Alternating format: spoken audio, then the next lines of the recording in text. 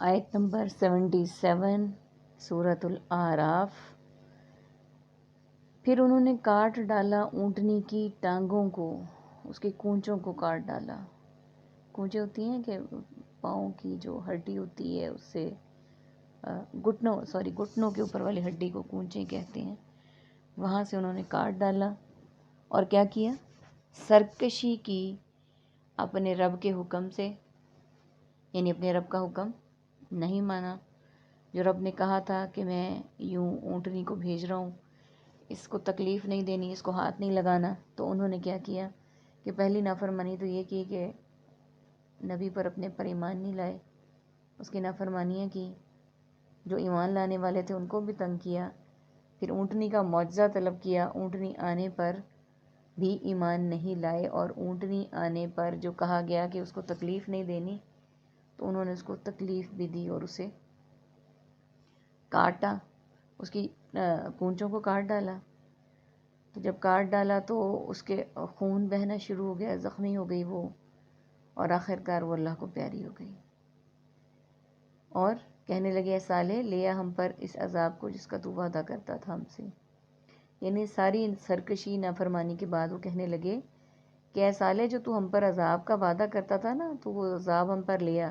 یعنی اتنی زیادہ ہٹ دھرمی تھی ان میں کہ انہوں نے عذاب بھی طلب کر لیا۔ اگر تو ہے واقعی رسولوں میں سے، یعنی اگلا چیلنج یہ بھی تھا کہ اگر تو واقعی رسولوں میں سے ہے تو جس عذاب کا تو ہمیں کہتا تھا تو وہ عذاب ہمیں لیا ہم پر۔ آیت نمبر 78 میں اللہ سبحانہ و تعالیٰ نے یہ بھی بتا دیا کہ ان پر عذاب کون سا آیا۔ تو پکڑ لیا ان کو زلزلے نے۔ اب یہاں پہ زلزلے کا ذکر ایک اور جگہ پہ ہے کہ پکڑ لیا ان کو ایک چیخ نے، پکار نے۔ تو پھر کیا ہوا؟ وہ ہو گئے اپنے گھروں میں اوندھے گرے ہوئے، یعنی وہ اپنے گھروں میں جیسے بیٹھے تھے وہ ویسے اوندھے یعنی الٹے ہو کر گر گئے، اور ان کی بستی پوری تباہ ہو گئی۔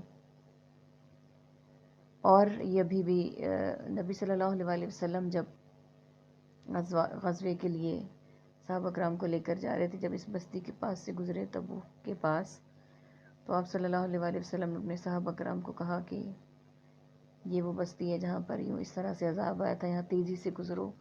اس سے ہمیں یہ بھی پتہ چلتا ہے کہ اللہ سبحانہ و تعالیٰ جہاں کہتے ہیں نا کہ میری سرزمین میں پھرو اور دیکھو پہلے لوگوں کا کیا انجام ہوا، لیکن وہاں سے ہمیں تیزی سے گزرنا چاہیے، وہاں کھڑے ہو کے انجوائے کرنا، لطف اندوز ہونا، ان کو ڈسکس کرنا، تماشے لگانا، ان باتوں سے اللہ سبحانہ و تعالیٰ نے ان کو ناپسند قرار دیا گیا۔ تبھی نبی صلی اللہ علیہ وسلم نے اپنے صحابہ کرام سے کہا کہ یہاں سے تیزی سے گزرو۔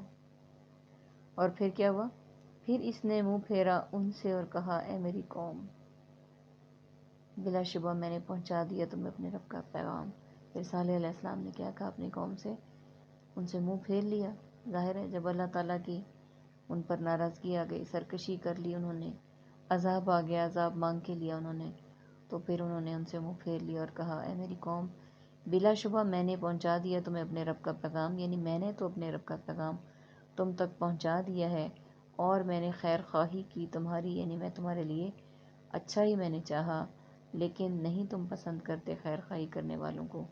یعنی میں نے تمہارے لیے ہر اچھا چاہا، اور چاہا کہ تم سیدھے راستے پر چلو اور اللہ کے نیک بندوں میں شامل رہو، لیکن تم نے اس بات کو نہیں مانا، لیکن تم نہیں پسند کرتے خیر خواہی کرنے والوں کو۔ یعنی تم جس طرح کے خود ہو، جب تم اپنے ساتھ سنسیئر نہیں ہو، اپنے لیے تم نے کچھ نہیں سوچا، تو تم دوسروں کے لیے کیا اچھا بہتر سوچو گے؟ اور تم تو ایسے لوگوں کو پسند بھی نہیں کرتے جو خیر خواہی کریں۔ اللہ سبحانہ و تعالیٰ سے دعا ہے کہ اللہ تعالیٰ ہمیں اپنا پیغام ماننے والا، اسے پہچاننے والا، اس پر عمل کرنے والا بنائے، اور جن لوگوں پر اللہ تعالیٰ کی ناراضگی کے اسباب نازل ہوئے، جو اللہ تعالیٰ کے عذاب میں گرفتار ہوئے، اللہ تعالیٰ ہمیں ان میں شامل ہونے سے بچائے، صراط مستقیم پر چلنے کی توفیق عطا فرمائے۔ ہم اللہ کے دین کو پڑھتے، سنتے، سمجھتے اور اس پر عمل کرتے نہ تھکیں، اور نہ ہی دوسروں کو بتانے سے گریز کریں۔